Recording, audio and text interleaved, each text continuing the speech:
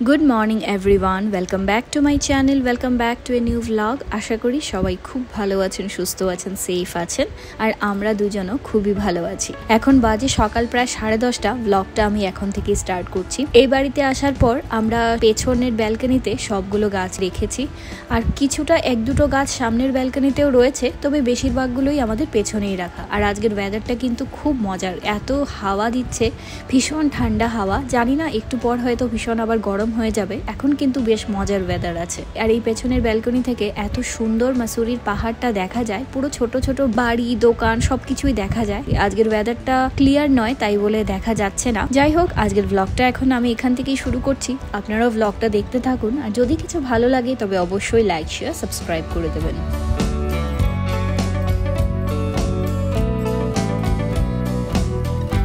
আজ সকাল থেকেই বাড়িতে ড্রিলের কাজ চলছে। কপিল দুজনকে খবর দিয়েছিল এসে প্রচুর ড্রিল করার আছে। টিভিটা লাগানো হচ্ছে সবচেয়ে প্রথম, আর তাছাড়া আরো টুকটাক অনেকটা কিছুই রয়েছে। আয়না লাগানো রয়েছে, তার জন্য সকাল সকাল চলে এসছে, আর যা যা আছে সেগুলো সব ড্রিল করে দিয়ে যাবে। আর এখানটার মধ্যে আরেকটা গাছ রয়েছে আমাদের, এটা কিন্তু খুব সুন্দর গাছটা দেখতে। এবার বাইরে পেছনের ব্যালকনিতে যে গাছগুলো রয়েছিল সেগুলোকে এনে ঘরে রাখা হচ্ছে, কারণ এখন পেছনের ব্যালকনিতে কিছু ড্রিলের কাজ আছে, তো তার জন্য এখানটার মধ্যে এই রুমে এনে সবগুলো গাছকে রাখা হচ্ছে। বাকি বড় বড় গাছগুলো বাইরেই রয়েছে।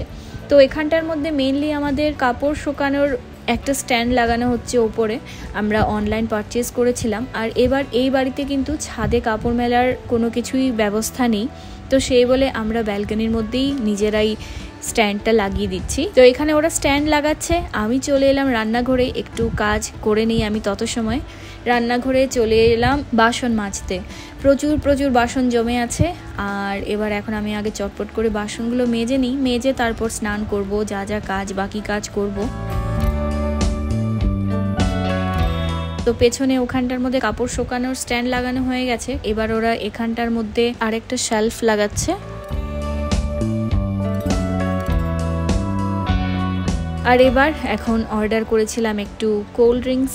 কপিলের মধ্যে এই জিনিসটা খুব বেশি আছে, কেউ যদি বাড়িতে আসে মানে সেটা 1 ঘন্টার জন্যই হোক, আর 10 মিনিটের জন্যই হোক, আর 5 মিনিটের জন্যই হোক, যদি কোনো কাজের জন্য আসে মানে কিছু না কিছু ওদেরকে দিতেই হবে, খাওয়াতেই হবে। তো গরমের মধ্যে আর কেউ চা খেতে চায় না, তো সেই বলে কোল্ড ড্রিঙ্কসটাই অর্ডার করে দিয়েছি। কোল্ড ড্রিঙ্কস ঘরে ছিল না, তো কোল্ড ড্রিঙ্কসই দিচ্ছি ওদেরকে। আর ব্যাস, এবার ওদের জন্য কোল্ড ড্রিঙ্কসটা দিয়ে দিলাম, আর আমার আর কপিলেরও নিয়েছি। আমরা দুজনও এবার অল্প অল্প একটু কোল্ড ড্রিঙ্কস খাবো। তো এখানে ওরা দাঁড়িয়ে আপাতত একটু কাজটাকে বন্ধ করে কোল্ড ড্রিঙ্কস খাচ্ছে। এখানটার মধ্যে আমাদের আরেকটা লাইট লাগানোর জন্য এই স্ট্যান্ডটা লাগানো হয়েছে। তারপর আমি চলে এসেছি এবার এখন রান্না করতে। আমার রান্না অলরেডি বসিয়ে দিয়েছি। এখানে আমি আলু বরবটি দিয়ে একটা ভাজা বানাচ্ছি, ডালও হয়ে গেছে। আর এখন ভাবছি যে ডাল ভাজা একদম সিম্পল রান্না, সাথে হয় কেননা একটু আমের টক খাই। এত বেশি গরম পড়েছে, গরমের মধ্যে কিন্তু কাঁচা আমের টক খেতে বেশ ভালোই লাগে। তো আমাদের এখানটার মধ্যে এখনো জুন মাস চলছে, কিন্তু এখনো কাঁচা আম পাওয়া যায়, এখনো ভালো করে কিন্তু আমের বড়াটাও হয়নি। তো খেতেও ভালো থাকে আমগুলো। কপিল নিয়ে এসেছিল বাজার থেকে, তাই মনে হলো কেননা একটু আমের টক বানিয়ে নিই। তো এখানটার মধ্যে আমি তেল গরম করে তার মধ্যে দিয়ে দিলাম সর্ষ, তারপর দিয়ে দিলাম আম, কাঁচা আমগুলো দিয়ে দিয়েছি। তার মধ্যে হলুদ, নুন অল্প অল্প করে দিয়ে অল্প করে একটু ফ্রাই করে নিলাম। তারপর যখন ফ্রাই হয়ে গেছে দিয়ে দিলাম প্রচুর জল। এত বেশি জল দিয়েছি, একদম পাতলা, সেই টকটা খেতে খুব ভালো লাগে। তো জল দিয়ে দিয়েছি, দিয়ে দিলাম চিনি। চিনিটাও আমাদের দেওয়াটা খুবই এক মুশকিলের ব্যাপার। কপিল চিনি কম খেতে ভালোবাসে, আর আমার টক হলে চিনিও একদম প্রপার হতে লাগে, তো সেই বলে আমি একটু কমই দিয়েছি, খুব ততটা বেশি দেইনি। আর আমার যদি হতো, আমার নিজের জন্য হলে হয়তো আমি আরেকটু বেশি চিনি দিতাম। তো যাই হোক, এবারে এখন আমের টক একদম রেডি হয়ে গেছে। 5 মিনিটের মতো একটু আমি জাল তুলে দিয়েছি। এবার ঠান্ডা হয়ে গেলে ফ্রিজে রেখে দেব। তারপর ঠান্ডা ঠান্ডা আমের টকটা খেতে কিন্তু বেশ ভালো লাগবে।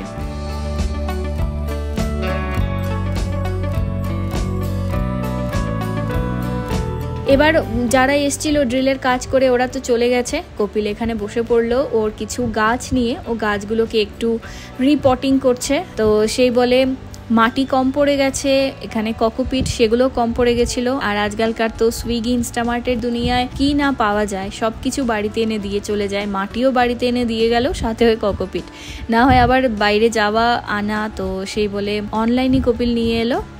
এবার এখন সব গাছগুলোকে যা যা, সব না, যে কটা ওর পটটাকে চেঞ্জ করার সেগুলো বসে বসে করছে। এগুলো করতে কিন্তু ভীষণ সময় লাগে। যাই হোক, ওর এগুলো এখন চলছে, ওর শেষ হয়ে গেলে তারপর আমরা খাওয়া দাওয়া করে নেব।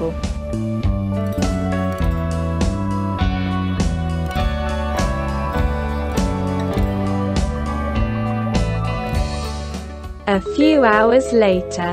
এবার সন্ধ্যের পর এখন আমি আর কপিল বেরিয়ে পড়েছি। আজ আমরা যাচ্ছি একটা মেলায়। ইনস্টাগ্রামে খবর পেয়েছি যে দেরাদুনে মেলা এসছে, আর দেরাদুনে কিন্তু প্রত্যেক মাসে মাসে মেলা হয়, এখানে ওখানে মেলা হতেই থাকে। তো এই মেলাটা আমাদের বাড়ির খুব একটা দূর না, সেই 5-6 কিলোমিটারের মধ্যে কাছেই আছে। সেই বলে দুজন মিলে বেরিয়ে পড়লাম আর চলেও এসছি। এবার দেখি ভেতরে গিয়ে কেমন কি মেলা, কিছুই জানি না, জাস্ট ইনস্টাগ্রামে দেখলাম একটা রিল, সেই বলেই চলে এসছি।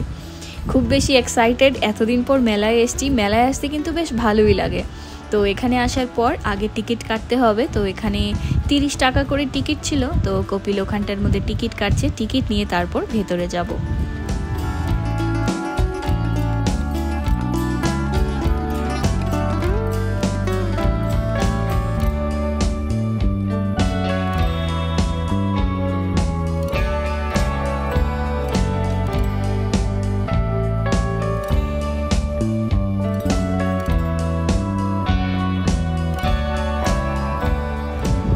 মেলাটা কিন্তু খুব একটা বেশি বড় ছিল না, ছোটোর মধ্যেই মেলাটা ছিল, তবে ভালোই লাগছিল। অনেক দিন পর এসছি মেলায়, আর মেলায় আসার মেইন একটা কারণ হলো আচার কিনে নিয়ে যাব। মেলার যে আচারগুলো থাকে ওটা কিন্তু খেতে খুব ভালো লাগে। লাল লঙ্কার আচার, সেটা তো কপিলের খুব পছন্দের, আর আমার হলো রসুনের আচার। আমরা দুজন আছি। আচারের দোকান কোথায় আছে, আগে আচার কিনবো। এখানে চোখে পড়লো খুব সুন্দর একটা ফুলও রয়েছে, ফ্লাওয়ার ভাস রয়েছে একটা দোকান। তাছাড়া এখানটার মধ্যে তো রয়েছে একটা সব কিছু 20 রুপিস করে। তো এখানটার মধ্যে তো একটু পরে আসতেই হবে, আগে একটু ঘুরে আসি আর কি কি আছে তা একবার দেখে নিই।